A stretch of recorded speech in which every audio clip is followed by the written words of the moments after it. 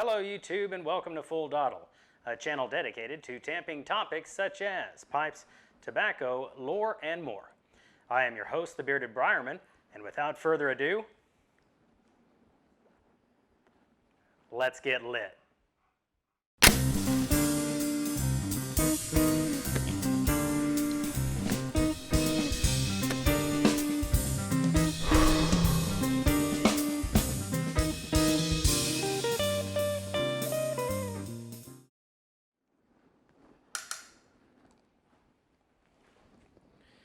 Welcome back everyone and happy Cobb Tuesday.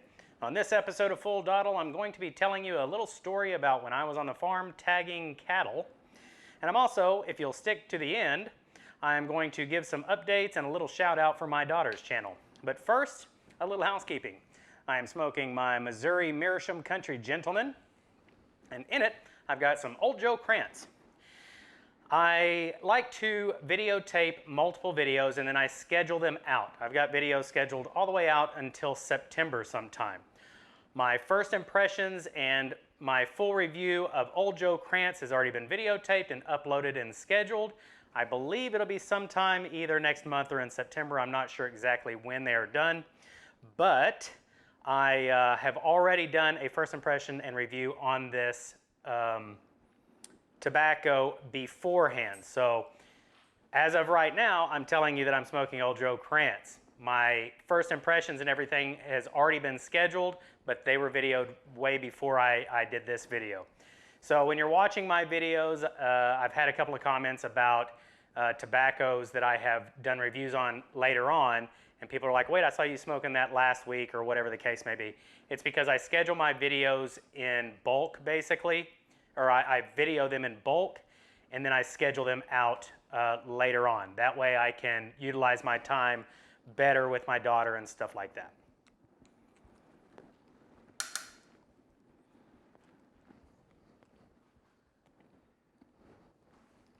So as I've told you in the past before, I grew up on a small working farm. And during the summer months, we would tag our cattle, or right at the beginning of the spring month, we would tag our cattle. And one month, or 1 year, I was old enough to help out and tag some cattle. So I went out into the field with my dad and the rest of the group. We got all the cattle rounded up. We put them in a big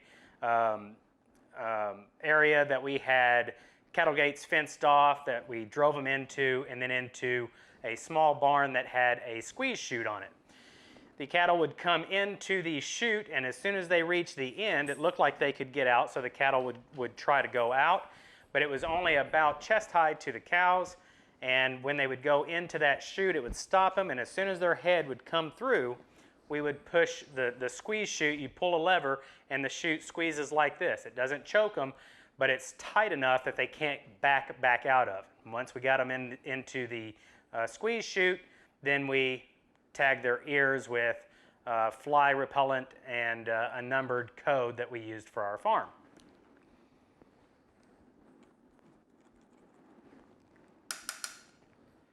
Well, our farm was an old farm. We didn't have any new equipment. They didn't have high dollar machinery or anything like that. This was this probably at the beginning of the 20th century was when this equipment that we used was made. So it was all basically just pulleys and levers. And my job this year, when the cows would come into the chute, there would be poles that these chutes were built on. So you basically had large poles and then 2x4s or 2x6s that were set up to lead the cattle in. Well, the cattle, if they got spooked or if somebody got too close to the end of the squeeze chute, the cattle would start to back up, which would cause problems for the guys in the barn, because if a cattle continued to back up, eventually it could cause the cattle to spook inside the barn, and if you've got guys trapped in an enclosed space with these large animals, it could pose problems. So what my job was on this particular day was to keep the cows from moving back. And the way that we did that, when the cow would come in, I would be off to the side where the cow couldn't see me.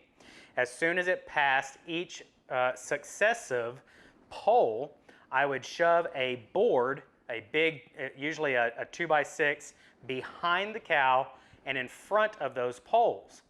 Shoot it across there, and then if the cow tried to back up, it would hit it right at the back of its rear end there, and it wouldn't be able to back up. And so it would either stay there until you could pop it on the butt and get it to go forward or whatever the case may be, but it wouldn't be able to back up.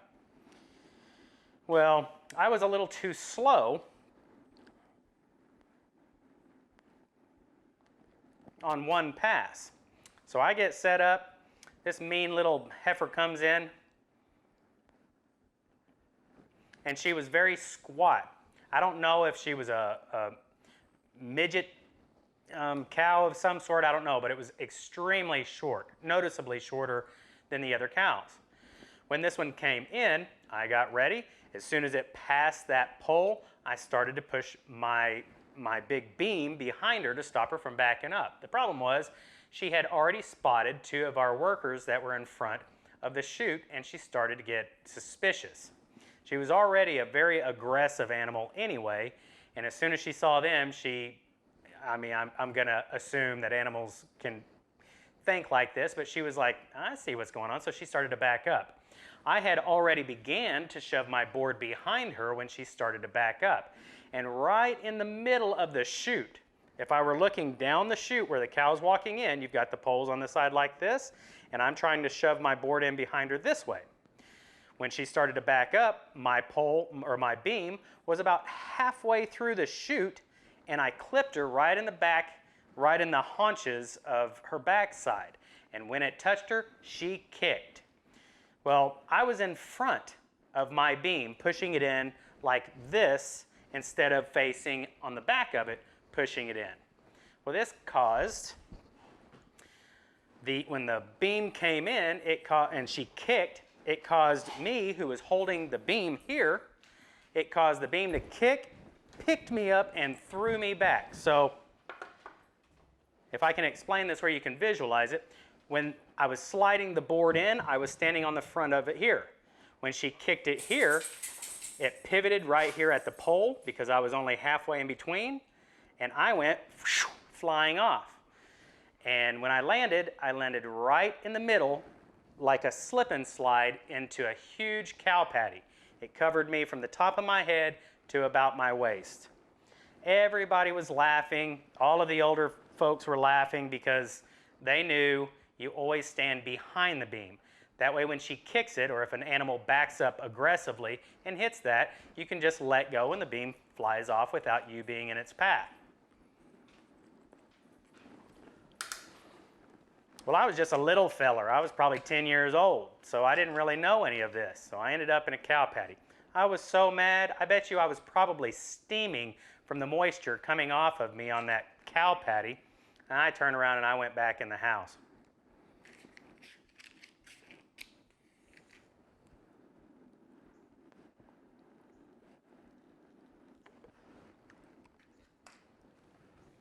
Stomped off mad, looking like mud. Wasn't mud though. Anyway, everybody, got a couple of things I wanted to say. Last Tuesday, I uploaded a video talking about my neighbor and the issues I'm having. Well, I had a conversation with JoJo Piper, and it occurred to me that God was trying to speak to my heart. God was trying to explain to me to view this out of love rather than anger. But I was so angry that I was ignoring what I was hearing God speak to me. And I was ignoring it because I wanted vengeance. This guy was throwing stuff onto my lawn. It was offensive to me, and I took it as a challenge. I took it like I was being treated unfairly. And even if the case may be that I'm being treated unfairly, I was wanting to handle it in a way that wouldn't have led to a good outcome. God was trying to tell me this, and I didn't want to hear it. I wanted to prove myself right. I wanted to show them they were wrong, so I was going to go about it the wrong way.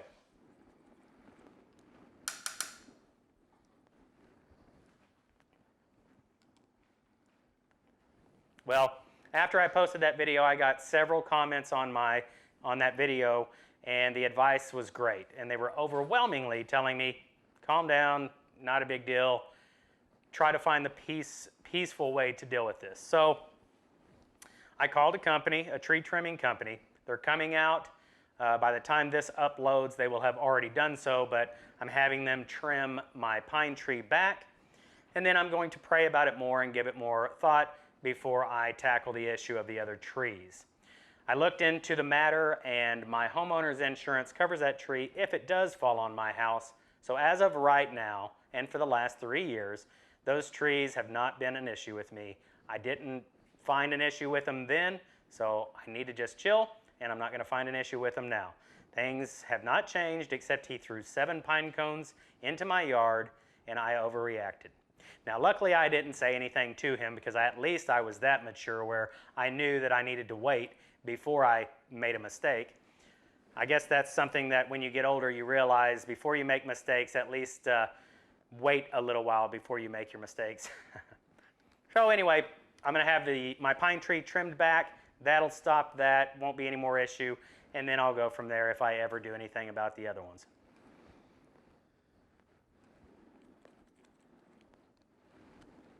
Last bit of news for you.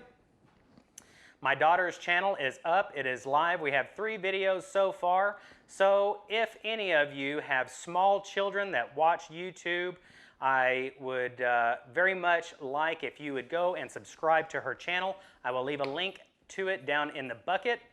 We're having a lot of fun doing it, and there's going to be a lot of videos to come. Just like this channel, I promise that I will get better at doing it once Sophia and I learn our flow in video. She's starting to learn how to have her camera presence, and it's making it easier on me.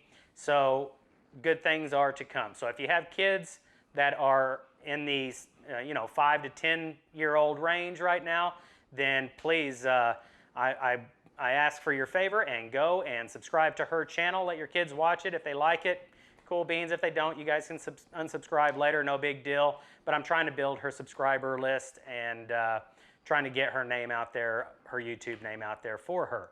So if you guys could do that for me, I would greatly appreciate it, and so would she.